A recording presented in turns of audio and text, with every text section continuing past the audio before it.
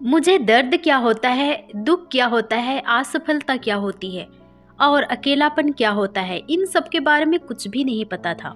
लेकिन एक दिन ऐसा आया जब मुझे इन सभी चीजों से गुजरना पड़ा। आज मुझे बिल्कुल शर्म नहीं आती ये कहने में कि मैं डिप्रेशन में थी और मैंने कम से कम 6 बार खुदकुशी करने की कोशिश की।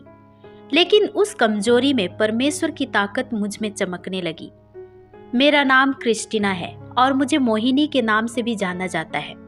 मैं क्रिस्टीना बनने से पहले मोहिनी थी और यही वजह है कि आज मैं आपके सामने बैठी हूँ। आज मैं अपनी गवाही साझा करना चाहती हूँ क्योंकि मेरी कहानी मेरी नहीं है, यह प्रभु की कहानी है। मैं एक साउथ इंडियन अभिनेत्री थी। मैं ब्राह्मण समुदाय से हूँ और मेरी मातृभाषा तमिल है। मैंने कई अच्छी खासी फिल्मों में काम किया। मेरी एक शानदार सफलता रही है और इसी कारण से मुझे दर्द क्या होता है, दुख क्या होता है, असफलता, अकेलापन, इनके बारे में कुछ भी पता नहीं था।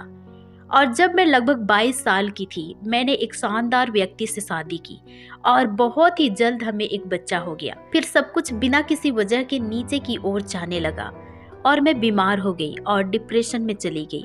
उस समय मैं वाशिंगटन डीसी में रह रही थी और हम समझ ही नहीं पा रहे थे कि क्या हो रहा है। हम इंडिया वापस आ गए ये सोचकर कि वहाँ मैं ठीक हो जाऊंगी। लेकिन मैं लगातार नीचे की ओर जा रही थी और मुझे मलेरिया, टाइफाइड, गठिया, स्पॉन्डिलोसिस के ढेर सारे लक्षण हो रहे थे।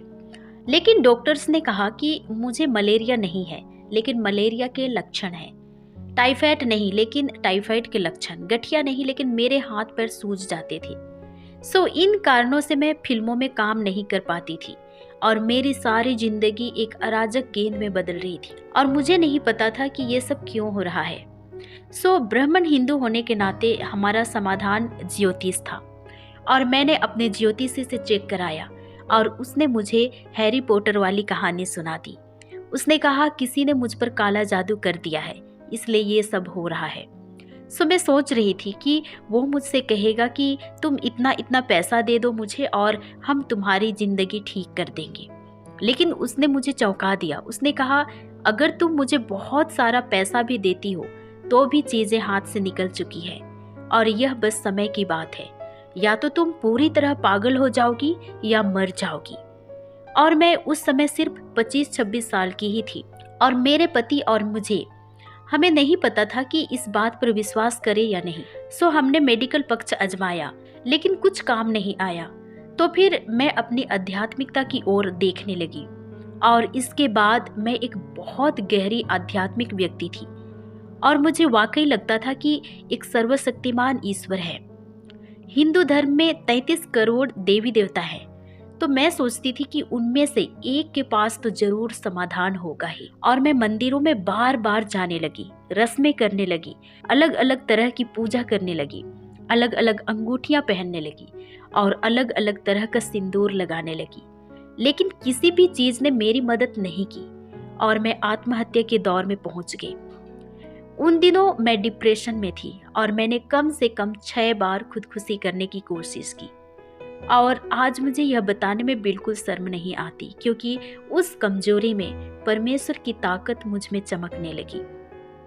उस अंधेरी पल में मेरी जिंदगी में एक प्रकाश आया मुझे बचाने के लिए और खुद को मुझे परिचय देने के लिए कि वो ना सिर्फ मेरा परमेश्वर और मेरा सृष्टिकर्ता है बल्कि वो मेरा सबसे अच्छा दोस्त है, वो मेरा भाई है, वो सब कुछ है, वो सर्वस्व है। मैंने हिंदू ग्रंथ पढ़ना शुरू कर दिया, अलग अलग चीजें एक्सप्लोर करने लगी, लेकिन मेरे पास सिर्फ सवाल थे, जवाब कुछ भी नहीं। मैं बस इस बेनाम परमेश्वर से प्रार्थना करने लगी, उसे पुकारने लगी।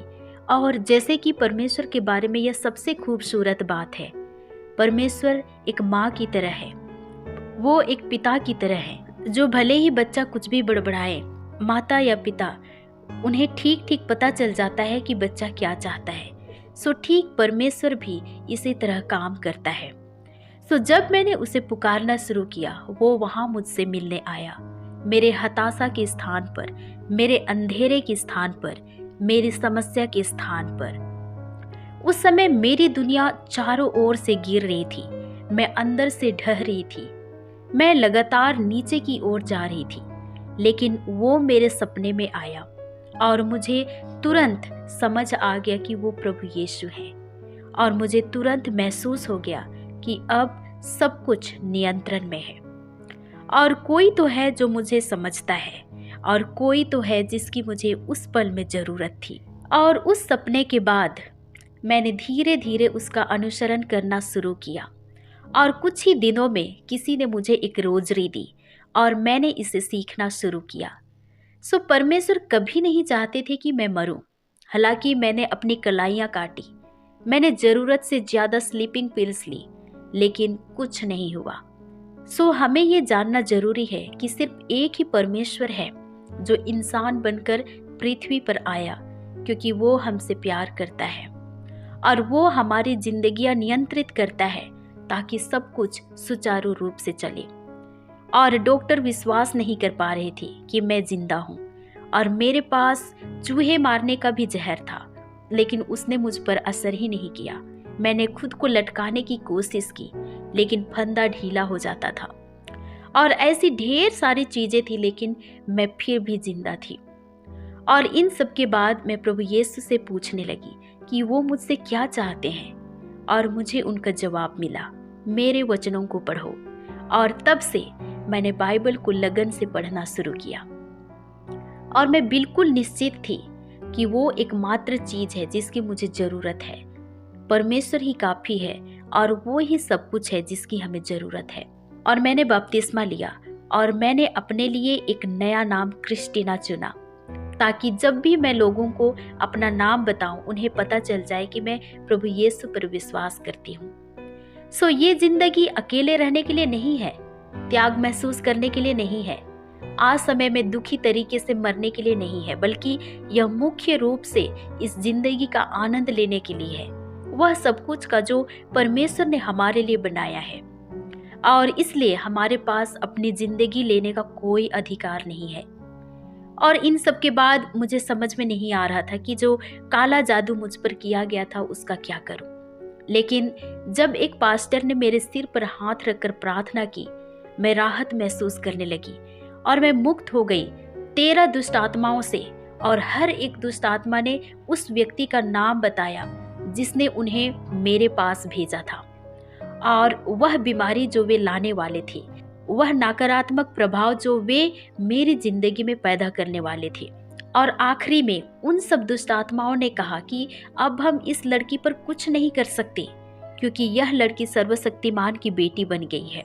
सो उसी दिन मैं पूरी तरह से मुक्त हो गई, और आज मैं यह जिंदगी उत्साह, जोश, आशा, आनंद, शांति, सफलता, विजय और स्वस्थ से भरी हुई जी रही हूँ, क्योंकि हर अच्छी चीज प्रभु यीशु से आती है, जिसने मेरे पापों और आपके पापों के लिए अपनी जान दे दी। और जब हम महसूस करना शुरू करते हैं कि वो हमारे पापों के लिए मरा, तभी हमारी स्वतंत्रता की यात्रा शुरू होती है।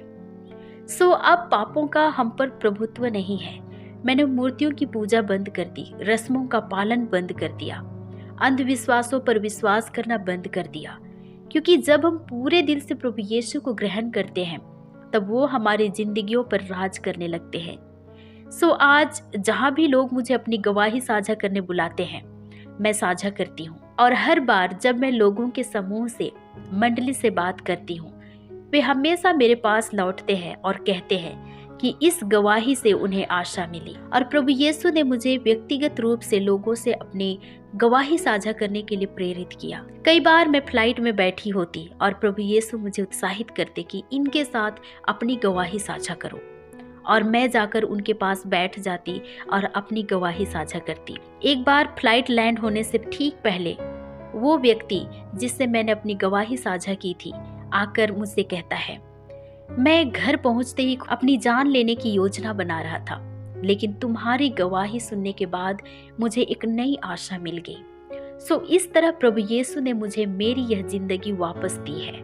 आज मेरे 2 बेटे हैं, और मेरे पति और मैं, हम चारों आज मसीह यीशु का अनुसरण करते हैं, और हम अमेरिका में रहते हैं। हालांकि मैं यहाँ शिफ्ट नहीं होना चाहती थी, मैं बस फिल्मों में अपनी एक्टिंग करियर जारी रखना चाहती थी और वहीं सामान्य जिंदगी जीना चाहती थी। लेकिन प्रभु यीशु हमेशा अच्छे हैं और वो हमें हमेशा नई चीजों से परिचित कराते हैं। सो अब मैं प्रभु यीशु की सेवकाई में हूँ और प्रभु यीशु मेरा सर्वस्व है। सो आज मेरे शरीर में कोई दर्द नहीं है, गठिया की बीमारी ठीक हो गई, मलेरिया और टाइफाइड के लक्षण ठीक हो गए और बुरे सपने भी चले गए। वास्तव में आज मैं बहुत बहुत खुश हूँ क्योंकि प्रभु यीशु ने मुझे एक वादा दिया है कि वो मुझे कभी त्यागेंगे नहीं और ना ही कभी छोड़ेंगे। सो अब मुझे किसी चीज की चिंता करने की कोई जरूरत नहीं है और इसलिए आज मैं एक चिंता मुक्त एक नई जिंदगी का आनंद ले रही हूँ।